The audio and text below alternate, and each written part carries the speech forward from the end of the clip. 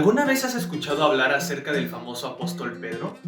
Él fue uno de los 12 discípulos de Jesús y uno de los más cercanos, junto con Jacobo y con Juan. ¿Te imaginas eso? ¡Qué gran privilegio!, ¿no lo crees?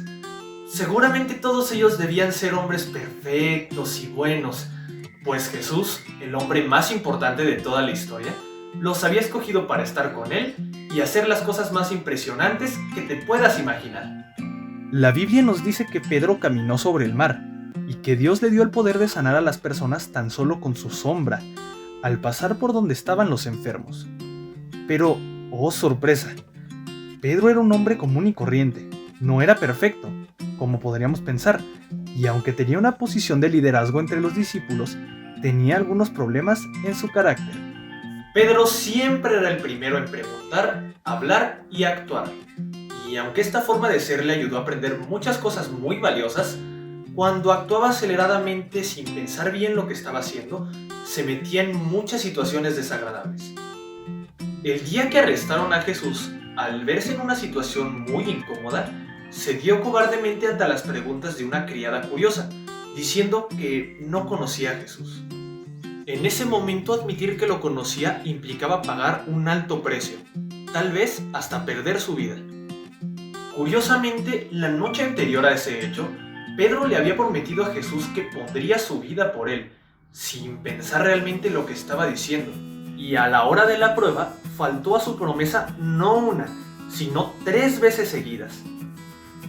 Toda su valentía y arrojo, ¿dónde estaban? ¿Cómo pudo decir que no conocía a Jesús si había pasado los años más hermosos de su vida con él? Jesús estuvo en su casa y sanó a su suegra. Jesús había predicado en su barca y habían ido juntos a pescar. Lo había elegido como uno de sus discípulos e incluso lo había salvado de ahogarse en medio del mar. ¿Cuántos momentos hermosos había vivido junto a él para que ahora dijera que no lo conocía? Por su impulsividad llegó a meterse en situaciones muy, pero muy peligrosas, como la vez que los siervos del sumo sacerdote fueron a arrestar a Jesús, acompañados de una unidad de soldados romanos. E hizo algo, pues, bastante interesante. ¡Oh no! ¡600 soldados! ¡El siervo del sumo sacerdote! ¡Se van a llevar al maestro! Piensa, Pedro, piensa rápido. ¿Cómo le hago para que no se lo lleven? A ver. Lo tengo. Voy a atacar a ese tal Malco. Seguro que con eso detengo a esa multitud.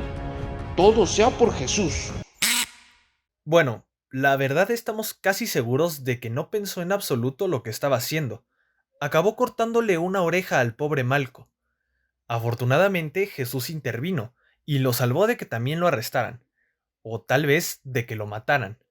Un día iba discutiendo con los otros discípulos sobre quién era el mayor o más importante de todos ellos.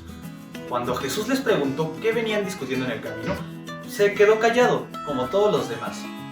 La Biblia nos cuenta que los discípulos tuvieron esta misma discusión 2 veces, y tal vez hasta fueron más.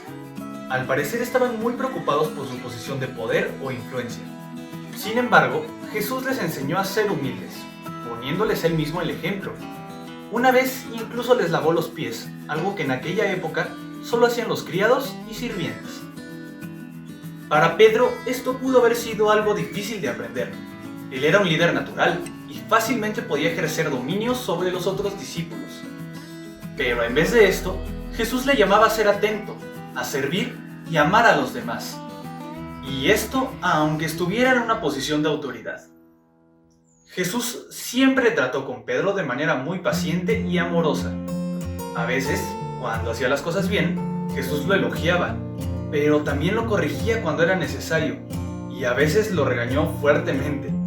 Y aunque este proceso fue difícil, esto sirvió para formar su carácter, hasta que llegó a ser el hombre que todos admiramos. Puede que tú ahora mismo seas como Pedro, valiente y arrojado, alguien que está siempre dispuesto a actuar, alguien que pregunta todo, y también alguien que se mete en problemas por no pensar antes de actuar y hablar. Hoy debes saber que así como a Pedro, Jesús también te ama a ti, y está deseoso de formar tu carácter, para enseñarte a ser sabio y tener dominio propio. A veces deberás recibir regaños duros e instrucción por medio de tus padres u otras autoridades, pero debes saber que todos ellos son instrumentos puestos por Dios para formar tu persona. ¿Recuerdas que vimos que tu vida tiene un propósito especial en el corazón de Dios? Bueno, pues para que este propósito se cumpla en ti, es necesario que estés dispuesto a que Dios forme tu carácter.